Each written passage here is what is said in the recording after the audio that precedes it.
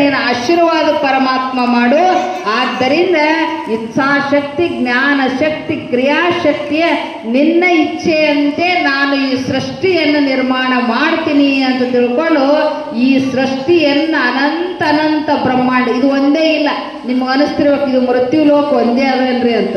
ಇಂಥ ಎಷ್ಟು ಲೋಕ ಅದಾವಂದ್ರೆ ದೇವಿ ಪುರಾಣಗಳು ಹೇಳಿದ್ರು ಅವ್ರು ಭಾಳ ಚಂದ. ಹತ್ತಿಯ ಗಿಡಕ್ಕೆ ಮೆತ್ತಿದ ಕಾಯ ಪರಿಯಂತೆ ಬ್ರಹ್ಮಾಂಡಗಳು ಇರುಚಿ ಹೋದು ನೋಡ ಅಂತ.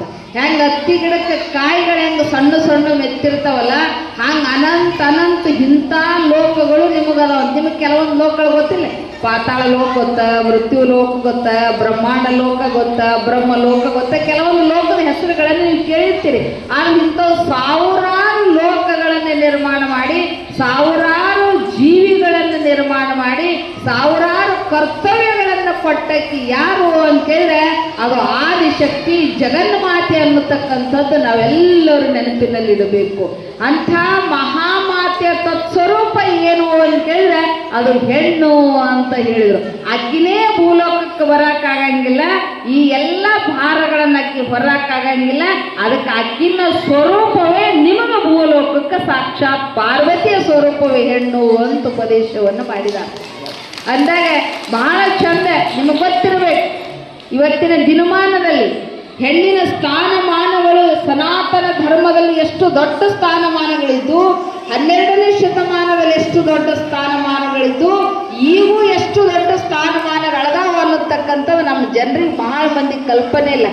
ನಿಮ್ಮ ಶಕ್ತಿ ಸಾಮಾನ್ಯ ಅಲ್ಲ, ಎಂಥ ಶಕ್ತಿ ರೀ.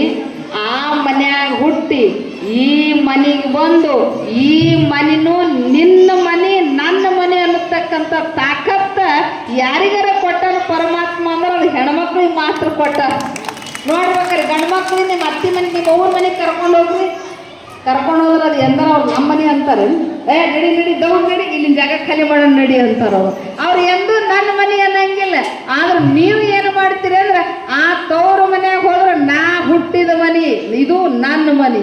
ಮತ್ತು ಇಲ್ಲಿದ್ರಲ್ಲ ಇದಕ್ಕೇನಂತೀರಿ? ಇದು ಗಂಡನ ಮನೆ. ಇದು ಯಾರ ಮನೆ ಅಂತೀರಿ?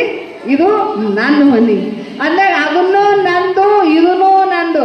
ಅಲ್ಲಿ ಆಗುವಂಥ ಕ್ರಿಯಾದಿಗಳನ್ನು ನನ್ನಿಂದ ನಡಿಬೇಕು. ಇಲ್ಲಿ ಏನಾರ ಕೆಲಸ ನಡೀತಿತ್ತಂದ್ರೆ ಅದನ್ನು ನನಗೆ ಕೇಳೇ ನಡಿಬೇಕಂತ ಎರಡೂ ಜವಾಬ್ದಾರಿಯನ್ನು ಹೊರುವಂಥ ತಾಕತ್ತು ಯಾರಿಗಾರ ಕೊಟ್ಟಿದ್ದಾರೆ ಪರಮಾತ್ಮ ಅಂದ್ರೆ ಅದು ಹೆಣ್ಣಿಗೆ ಮಾತ್ರ ಅಂಥ ತಾಕತ್ತು ಕೊಟ್ಟಿದ್ದಾನೆ, ಉಳಿದೋರಿಗೆ ಅಂಥ ತಾಕತ್ತು ಬರಂಗಿಲ್ಲ.